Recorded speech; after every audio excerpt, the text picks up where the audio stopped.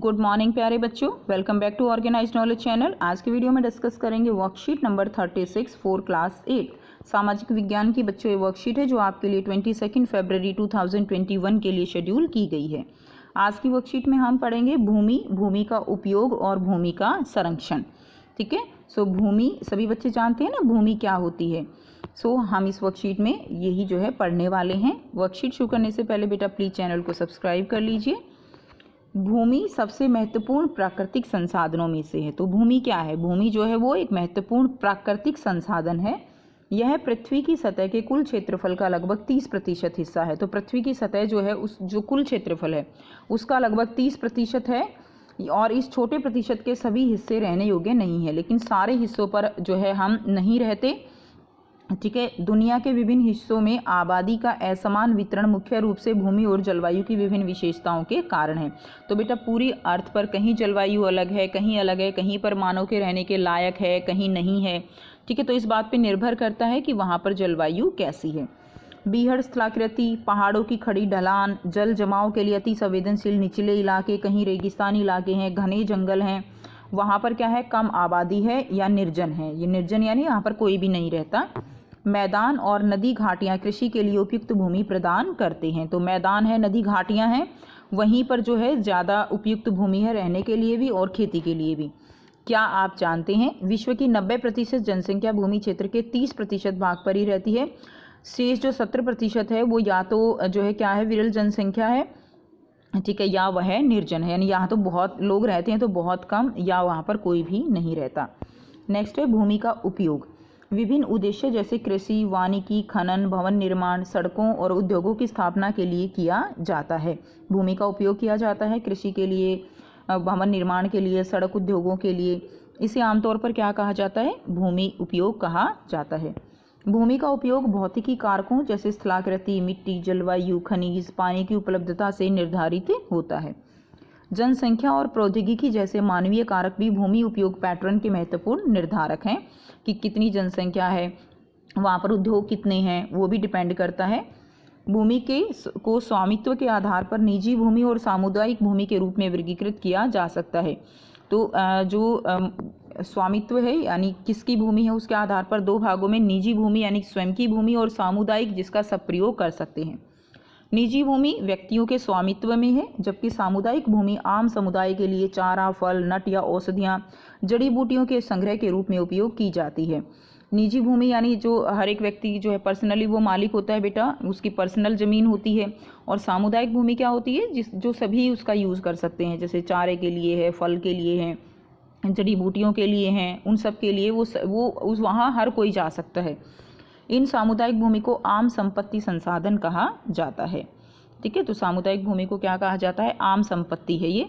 भूमि का उपयोग दिखाया गया है खनन के लिए, कृषि के लिए, वनों के लिए, उद्योगों के लिए, सड़कों के लिए और भवन निर्माण के लिए भूमि का उपयोग जरूरी है। नेक्स्ट देखिए, लोग और उनकी मांग बढ़ रही है लेकिन भूमि की उपलब्धता सीमित है। तो कि बेटा जनसंख्या लगातार बढ़ रही है लेकिन भूमि तो उतनी ही है, वो तो बढ़ नहीं सकती है, तो इसीलिए लगातार भूमि की उपलब्धता जो है वो लोगों के लिए कम पड़ रही है।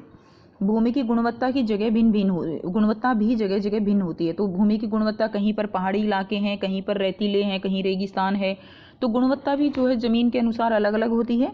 लोगों ने वाणिज्यिक क्षेत्र के निर्माण, शहरी क्षेत्रों के आवास परिसरों और ग्रामीण क्षेत्रों में कृषि भूमि के विस्तार के लिए आम भूमि का अतिक्रमण करना शुरू कर दिया है।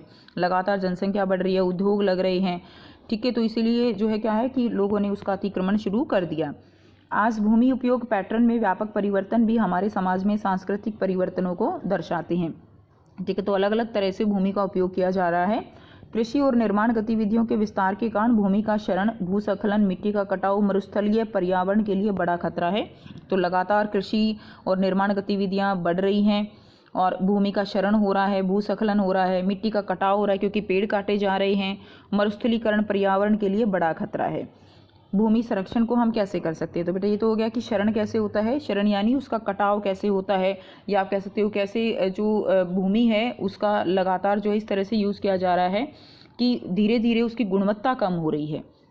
तो उसके लिए क्या जिम्मेवार है? उसके लिए जो भूमि उपयोग जो पैटर्न है वो चेंज हो रहा है, कृषि बढ़ रही है, निर्माण गतिविधियाँ बढ़ रही हैं, भूस्खलन हो रहा है, मिट्टी का कटाव हो रहा है, उसके बाद देखिए नेक्स्ट हम पढ़ेंगे भूमि संरक्षण। भूमि संरक्षण में क्या है, बढ़ती जनसंख्या और उनकी बढ़ती मांग के कारण वन आवरण और कृषि योग्य भूमि का बड़े पैमाने पर विनाश और इनसे प्राकृतिक संसाधन खोने का डर भी पैदा किया है।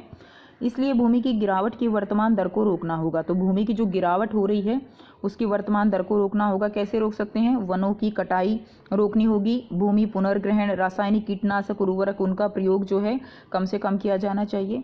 अतिवृष्टि पर जांच, भूमि संसाधनों के संरक्षण के लिए कुछ सामान्य तरीके हैं। तो बेटा इस तरह से हम उनको रोक सकते हैं, भूमि का संरक्षण कर सकते हैं। फर्स्ट क्वेश्चन है आपका, प्रश्न करेंगे हमारे लिए भूमि क्यों आवश्यक है। तो यहाँ से आप करेंगे बेटा, ये आपका क्वेश्चन नंबर 1 का हो जाएगा। नंबर 1, नंबर 2, 3, 4, 5, 6 पॉइंट आप लिख देंगे। खनन के लिए, भवन निर्माण के लिए, सड़कों के लिए, उद्योगों के लिए, वनों के लिए और कृषि के लिए। तो 6 पॉइंट आप लिखेंगे पहले प्रश्न के उत्तर में।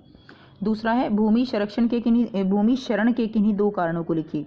ठीक है, तो भूमि शरण के 2 कारण आपको लिखने हैं। तो आप लिख देंगे भूमि शरण कैसे हो रहा है। नंबर 1, पेड़ों की कटाई। ठीक है, पेड़ों की कटाई, 2 कारण लिखने हैं। नंबर 2, निर्माण गतिविधियां। 2 पॉइंट आपको लिखने हैं। तो ये आप लिख देंगे पेड़ों की कटाई, निर्माण गतिविधियों का बढ़ना, ऐसे लिख दीजिए, निर्माण गतिविधियों का बढ़ना। ठीक है, तो ये आपका सेकंड का उत्तर हो जाएगा। नेक्स्ट देखिए, और यहाँ से भी लिख सकते हैं बेटा, निर्माण गतिविधियों का विस्तार के कारण। ठीक है, कृषि, ये आंसर भी लिख सकते हैं। पेड़ों की कटाई कैसे भी लिख सकते हैं, बहुत जो है आसानी से आप लिख सकते हैं। प्रश्न 3 देखिए, भूमि शरण से बचाव के तरीके। तो यहाँ से यहाँ तक आप जो है क्वेश्चन नंबर 3 का उत्तर लिख देंगे कि भूमि शरण से कैसे बचाव कर सकते हैं। तो वनों की कटाई पे जांच करके भूमि पुनर्ग्रहण, ये सब तरीके क्या हैं जब हम भूमि शरण से बचाव के तरीके हैं। तो ये आपका क्वेश्चन नंबर 3 का उत्तर हो जाएगा। तो ये थी बच्चों आपकी आज की एसएसटी की वर्कशीट बेटा। आई होप आपको वर्कशीट क्लियर है। कोई भी डाउट है आप कमेंट सेक्शन में कमेंट करके पूछ सकते हो। वीडियो अच्छी लगी तो लाइक कीजिए, शेयर कीजिए, चैनल को सब्सक्राइब कीजिए। Thanks for watching students, have a nice day.